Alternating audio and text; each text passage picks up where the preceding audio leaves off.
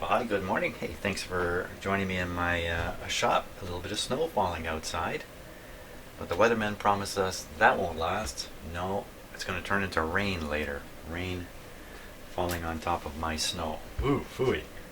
And it's going to warm up above freezing. It's going to become kind of a messy deal outside, I think. But I'm inside, far away from all that right now. There's three things that need to be done to this radio, or that I'd like to do.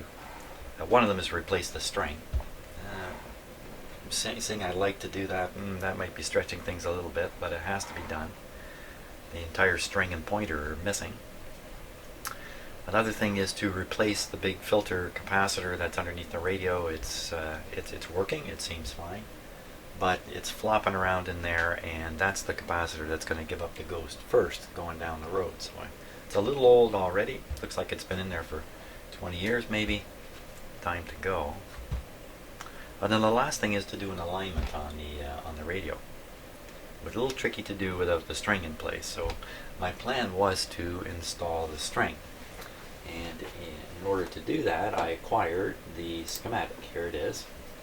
And luckily, it has a stringing diagram on it, which we'll take a closer look in a minute. Now, this image is a little bit out of focus, but I'm going to switch cameras in a moment so we can close up on it. I think I'll just go over the schematic diagram a little bit like this.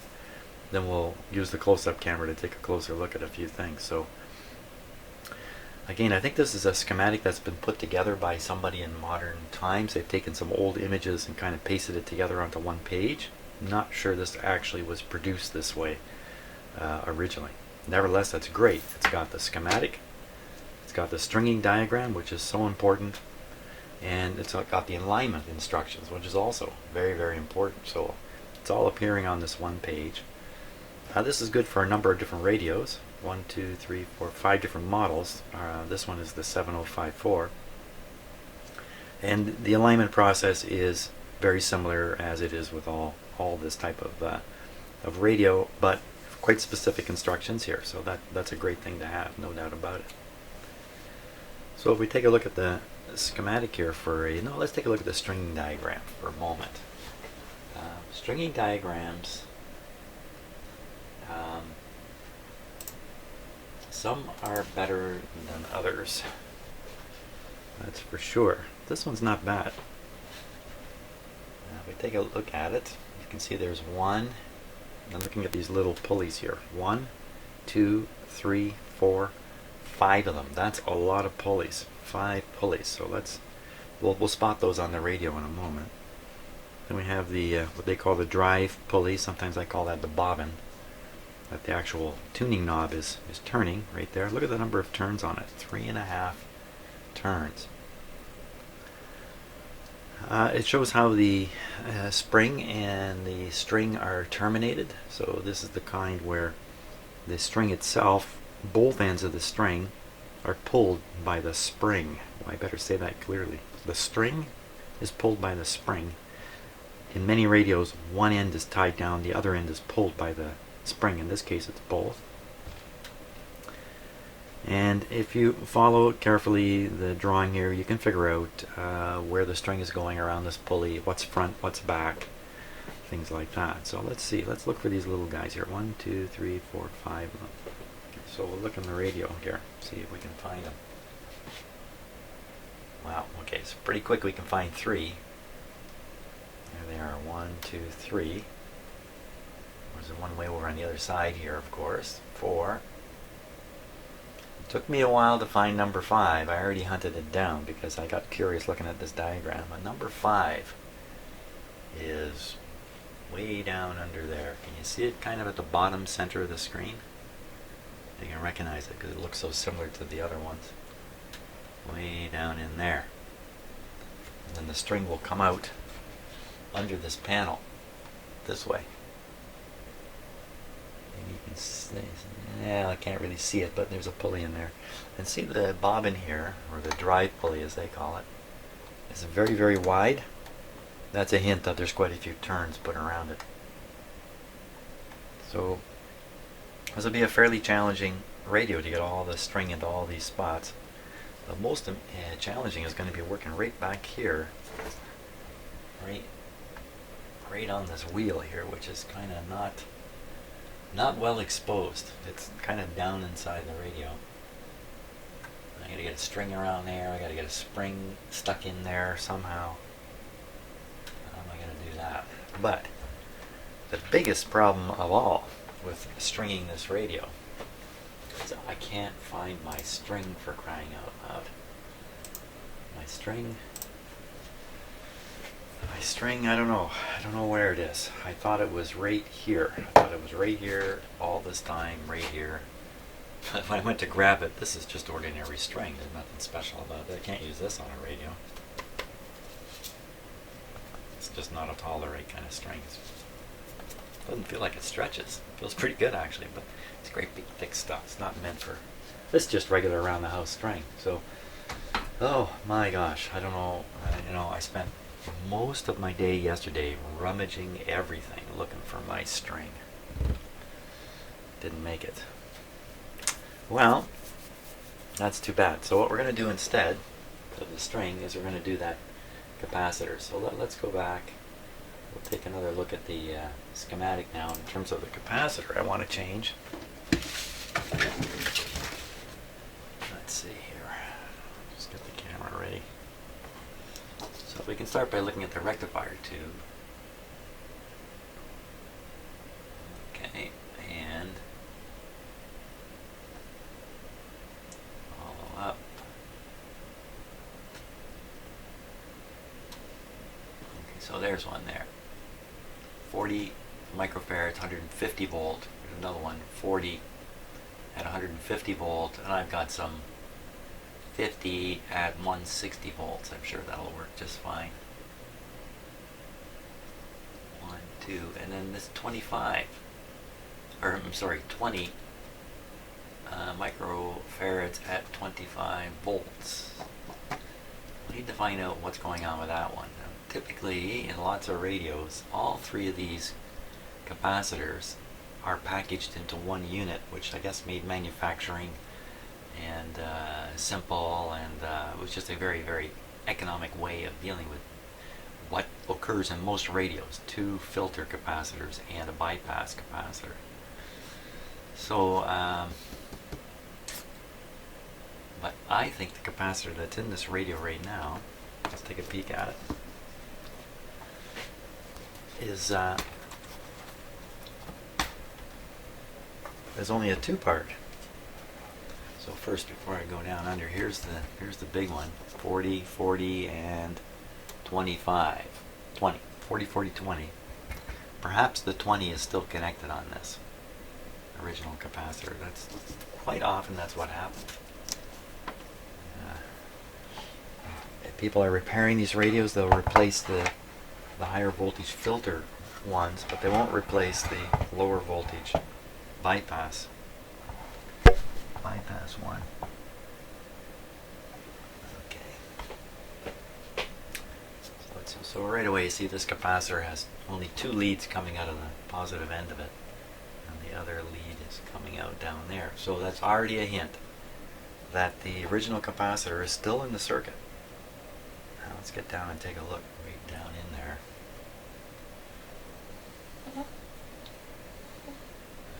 Just gotta get my focus distance correct here.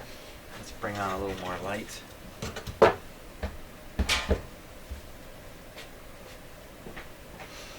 So we're going to get rid of this tape if I can. It's going to be a little tricky. And the capacitor is back in here. Let me fix the focus here on my camera. We can get in a little closer and really get a good look at the wiring. Different repairs are done in different ways. Different repair people do this in different ways. Some would leave this old capacitor completely connected. They wouldn't disconnect it at all. There's a very good reason for doing that. Here, let me get the focusing in here. Get this right. Okay, so now we're looking down. We're looking right at the base of the built-in capacitor, the original capacitor. You can see 2 terminals are open. Looks like they've been cut right off. Just snipped them right off. probably wires and all, but the last one is still connected.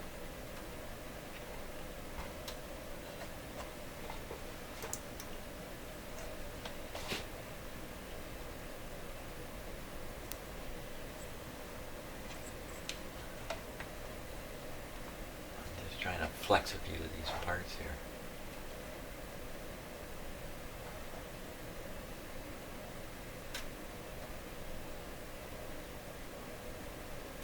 Seems all right. So that's what's happened. The 240 microfarad sections have been replaced by this yellow guy here, while the bypass part has been left.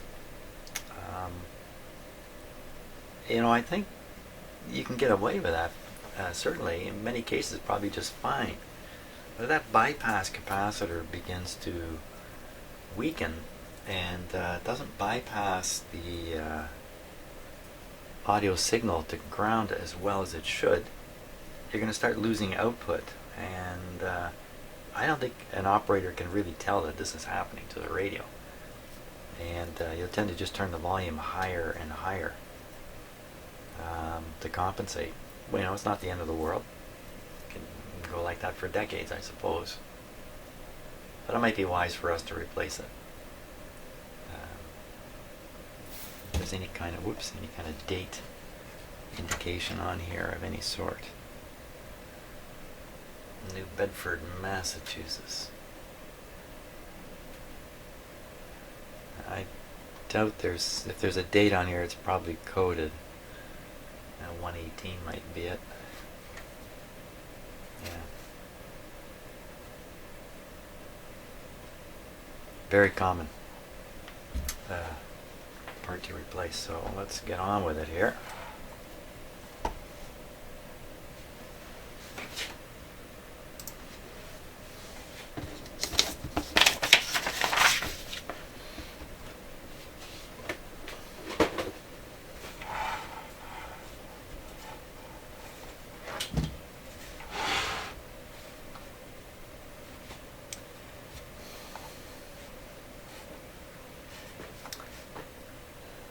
Now, I gotta think about the parts I put in, how I want them supported or not supported in here. That's pretty stiff. This is not so stiff. This is pretty stiff because of this resistor. Here's the negative here. Preserving this wire might, at first anyway, might be useful. So let me do that. In fact, we can just nip these right here too. Again, I'll leave enough wire here that if I want to use it, I'll be able to. Cut my options too soon. Let's see if we can take this plastic off here. Ugh. All dried up, good for nothing.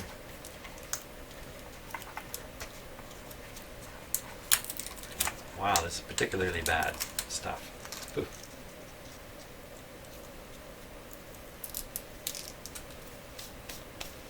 Yep. And we can see a little more clearly what's going on down here now.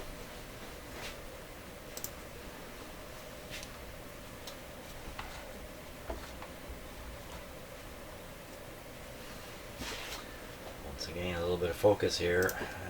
As you know, I don't like using autofocus because there are so many problems with it. There we go. Okay, so here's one connection. Here's the other connection. Now, what kind of capacitor to put in here? Because the B plus voltage in this radio is rather low, I could use a small guy like that. I think I have a couple of them. So these are 47s at 160 volts. Now when you first turn the set on, well, I was going to say it might generate a higher voltage. Probably not. Probably not in this case. Probably not for this. You want to twist together the negatives on here.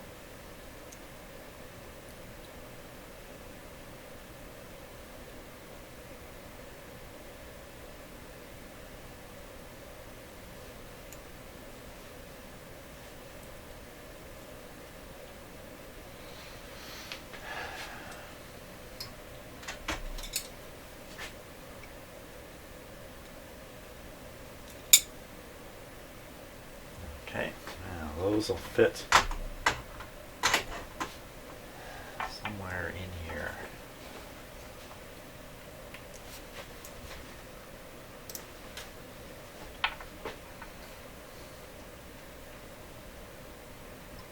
Could be just like that with the black wire coming here.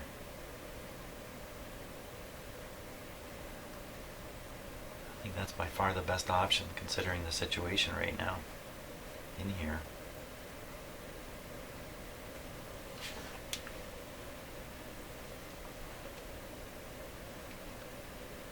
I want to be very careful of this wire right here.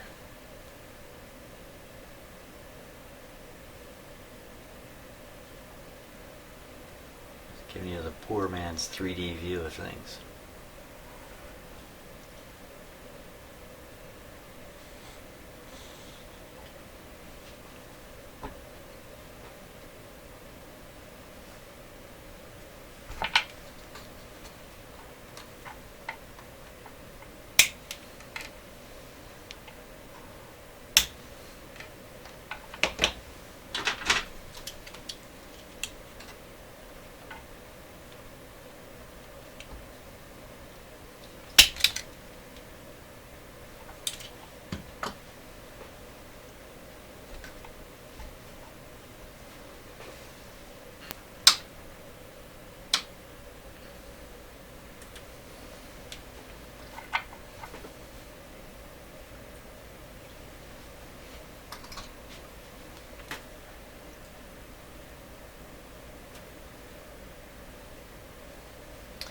I gotta think about how I'm gonna tape these up or protect them. I'm gonna end up putting tape on them myself.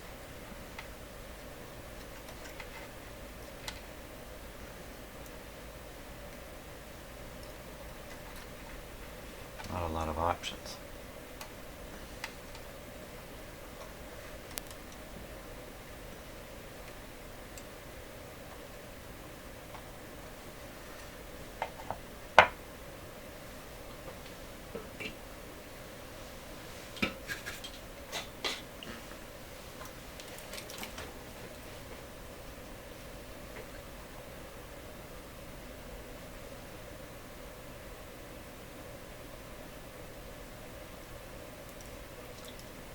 Fair bit to heat up here. It may fall right apart when I get it hot.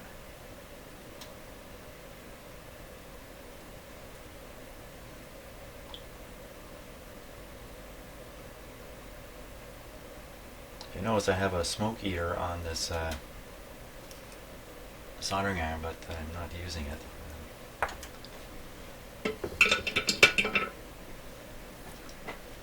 Not using it because it's a little noisy, and when I'm shooting videos here, it's a bit of a problem. For doing a few solder joints, I'm not too worried. Goodness knows over my lifetime I have breathed in so much solder by now. What's a little more gonna do?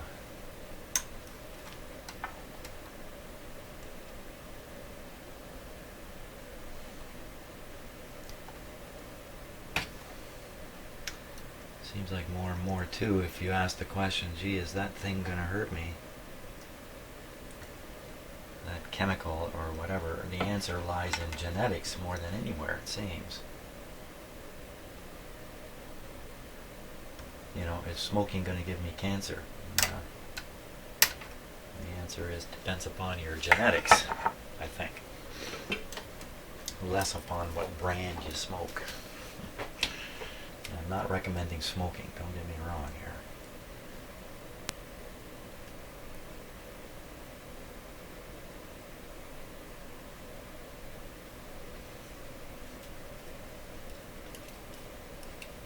Again, there's quite a bit to heat up here.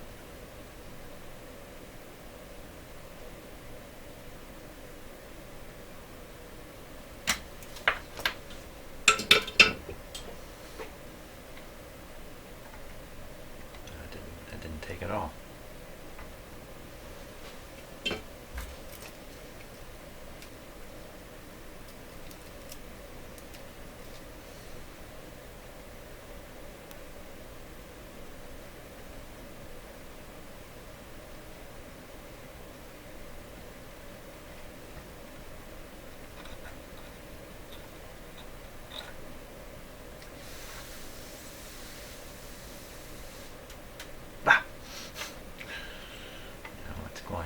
is it takes a long time to cool down too, and I'm moving it too soon.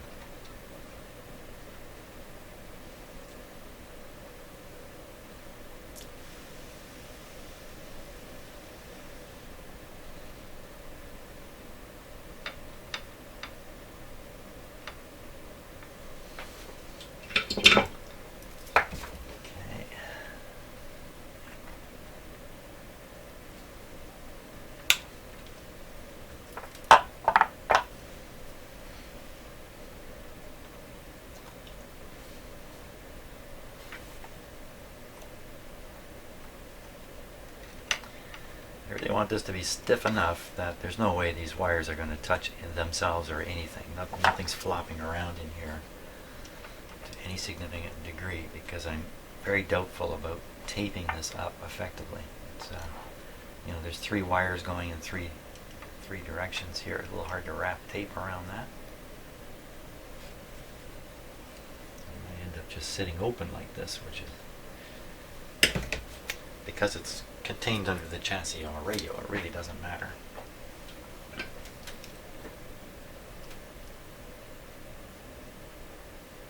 As long as things aren't going to flop around.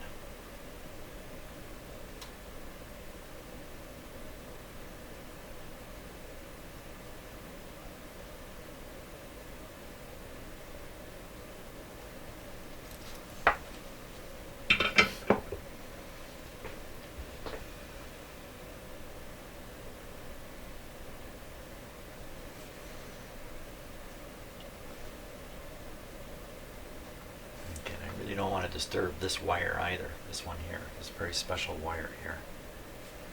It's actually a resistor. So let's see if we can just push this down a little bit in. Make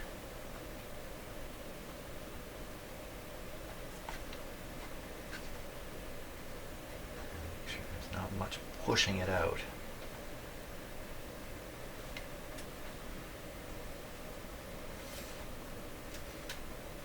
That's pretty good.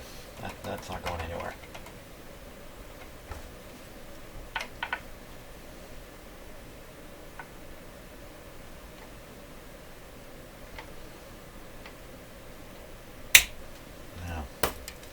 Double check the polarity here. Yes, I have put these in backwards. I have done it in the past. So no, negative to ground, the 2 positives to the 2 positive sides. Okay, now what about, now I can see a little clearer in here. What about that bypass capacitor? Yamala. What did I just say? Yamala. Maybe we can test it. Maybe we can put it on the tester.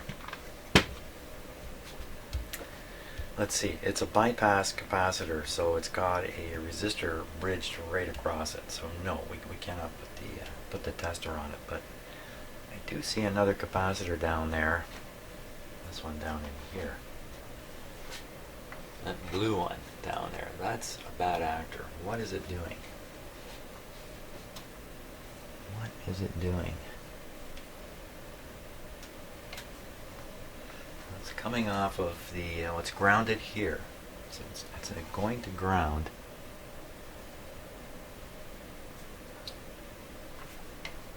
.01. I'm trying to see the other terminal here.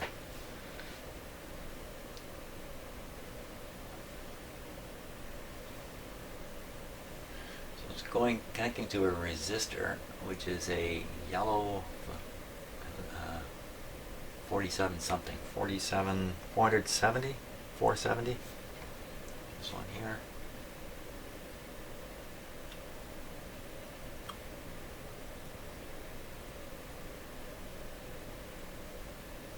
Is that yellow or is that orange? I think that's yellow, purple, orange, in fact. That'd make it a 47K resistor.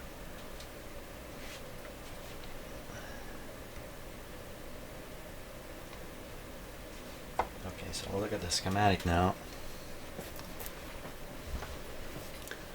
Looking for a 47, there it is, 470. There's a 470K. Okay, that's probably correct. That's probably it right there.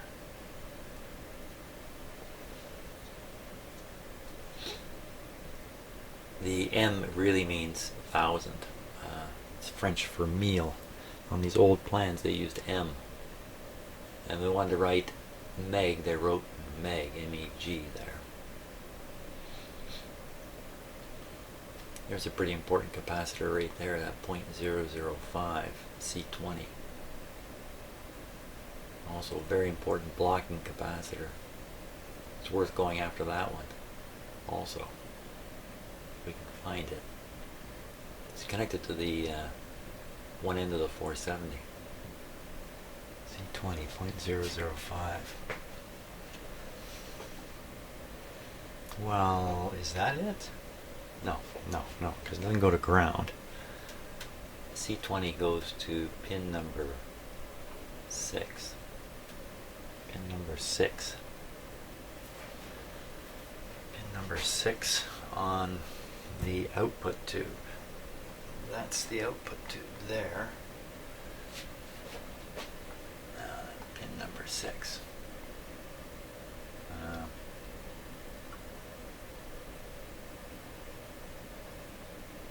Hard to make out where the key is on the...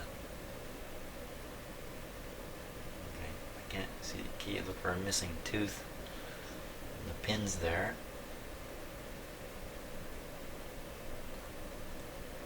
And there's no missing tooth, so to speak. Okay, how am I going to figure out which one's pin number 1? Sometimes they're numbered up in there. I don't see any numbering. You can see the pins in all but 2 places there. The actual pins from the tube sticking through. Two places. Why would there be 2? Up in the... Oh, no, it's not 2. I can see a pin down there. So what am I looking at, just to make sure you know what I'm talking about here? We got a pointer. So I'm looking for, the missing tooth, as I would call it, the missing pin. So right up in here, just above the pointer, it looks like there's no pin, but if you look carefully, there is a pin down in there. Next one over in the dark, no pin. So that's got to be the starting point. So that's 1, 2, 3, 4, 5, 6 is up here. This is 6. 6 has a 22 megohm resistor going to it. Is that right? Pin number 6. We see a 22. There it is. 22 megohm resistor. Oh. No. Wait a minute.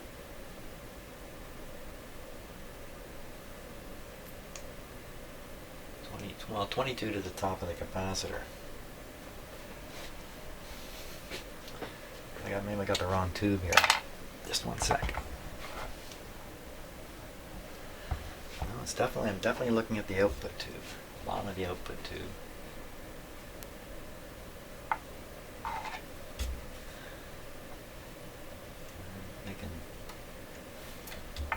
There's a 0.005 right there. There's another one up here. Okay, that's not helping. One of those is going to be it. So, again, pin number 6. 1, 2, 3, 4, 5, 6.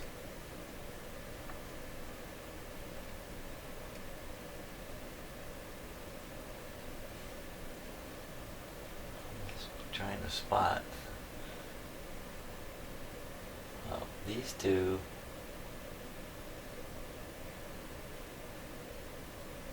Connected there, and I think, it's hard to tell with the wax, it's connected over here on another tube.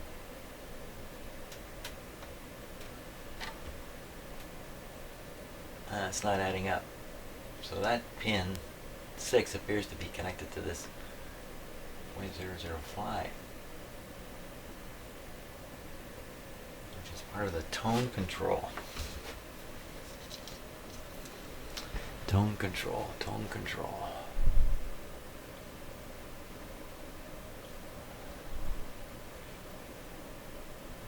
There's various ways to do tone. Where's the tone switch? There it is, tone switch. Sorry about that. There's the 0.05.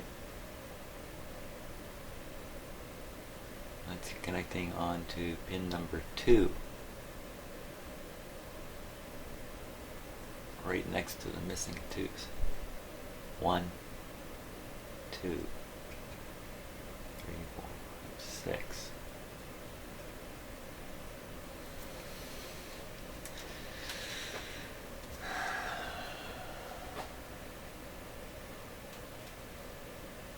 Okay, so here we are. Here we have this capacitor here on 2.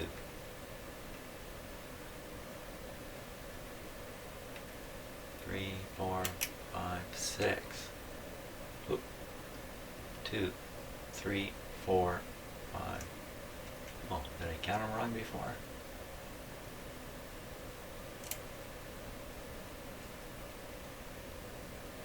I must have the thing totally backwards here, the way I'm counting it. That can't be, though. So I must not be this one must not be an open. This must not be the start. Okay, so let's assume this lug here is the start point on the tube. And if that were the case, then we would go 1, 2, 3, 4, 5, 6. Land is here. 6 has a 0.005 hooked up to it. And that's the baby right there. I'm just counting the pins wrong. So that's the guy who could potentially, if this guy starts leaking a bit, small leak in this one, cause the output tube to conduct unnecessarily high current and run too hot and eventually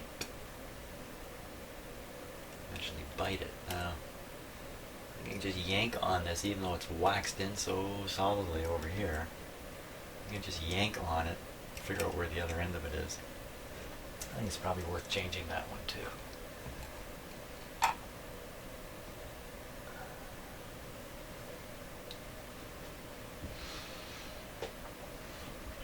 Yeah, why don't we go ahead with that and continue to think about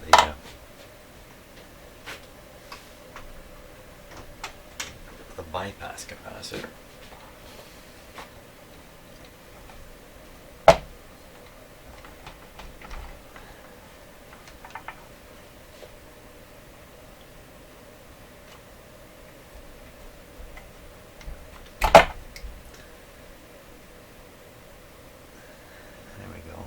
It's right out in the open now.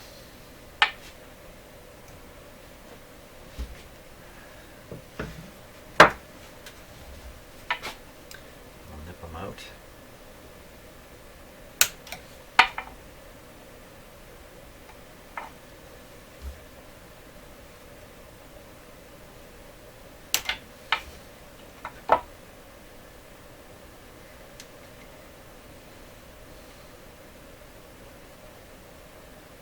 Not too bad looking.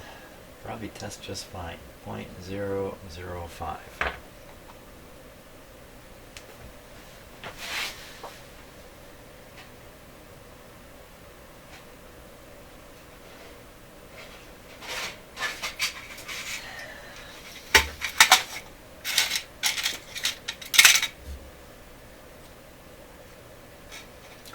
.005 placement.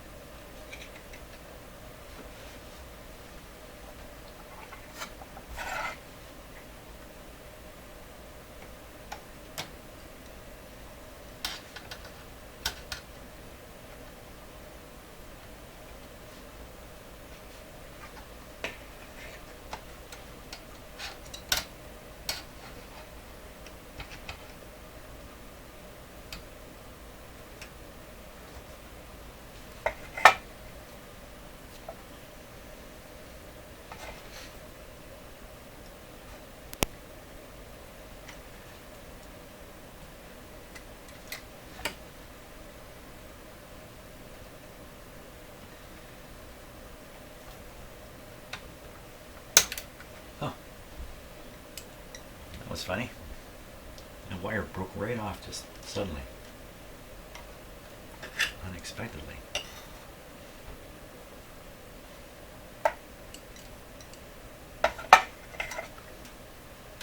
Must be a mean pair of pliers I got going here.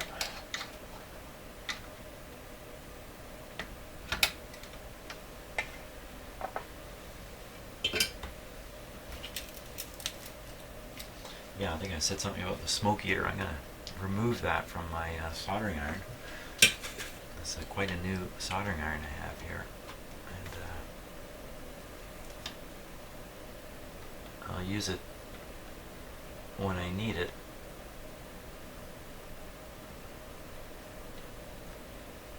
But I don't think I need it connected to the soldering iron. It's going to interfere regularly with the working inside these old radios.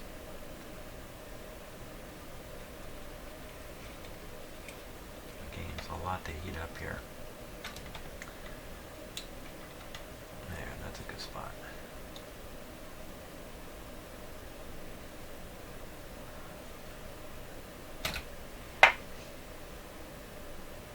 Oh, something's happened to my soldering iron here. Uh-oh. Huh. What do you think of that? My soldering iron, where it normally reads the temperature, is just reading 4 dashes. Oh no, what's that telling me?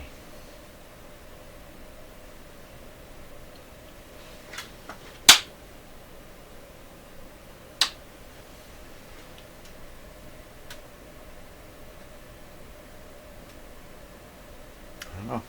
I turned it on and off, and I rebooted my soldering iron. Oh my God, what kind of world do we live in when your soldering iron can break down because of electronic problems? It needs to be reboot. Holy smokes. Okay, I think she's hot now. I don't know what happened there. I don't like it.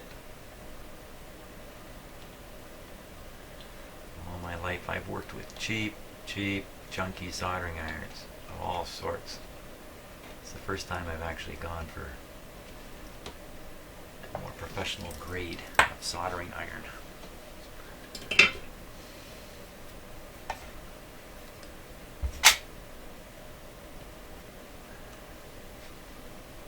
Oh, I know what it might have been. You know what it might have been? I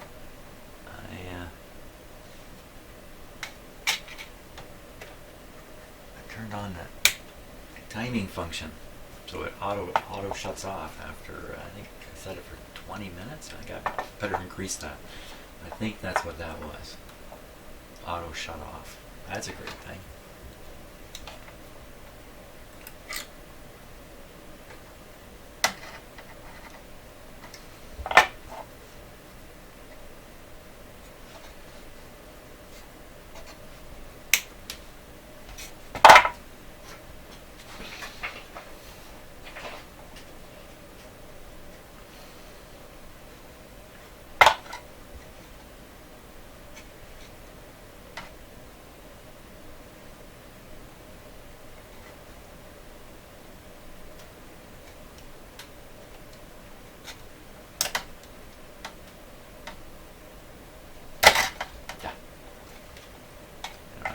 Rid of that little piece of wire there now.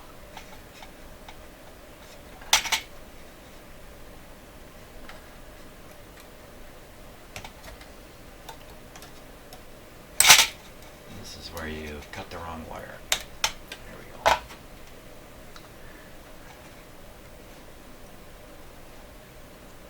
More than once I've been cutting the wire I can see and also cutting the wire I can't see.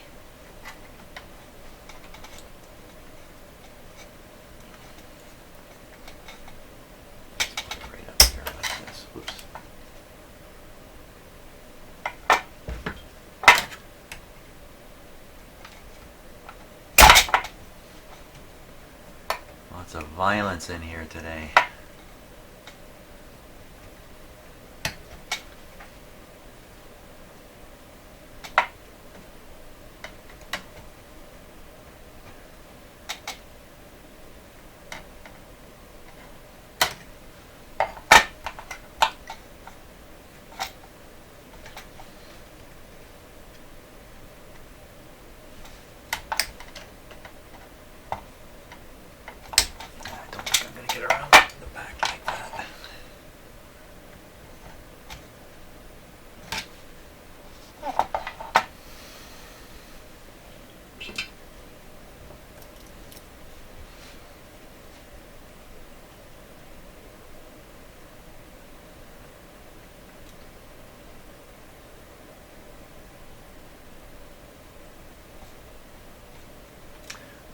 reasons I have had trouble with soldering irons in the past is leaving them on, forgetting about them, leaving them on, coming back the next day, and there's your soldering iron. It's been cooking for 24 hours.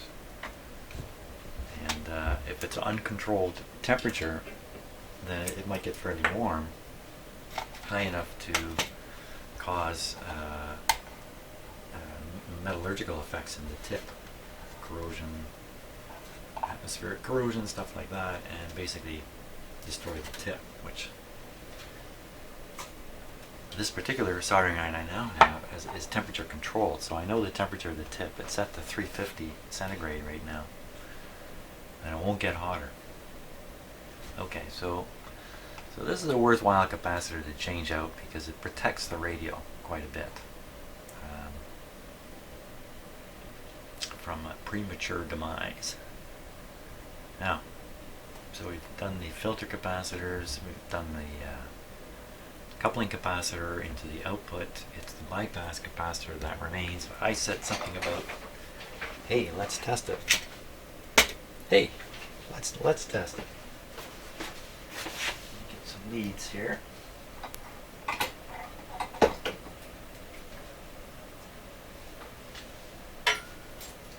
Yeah, you know what? I'll get that test all set up.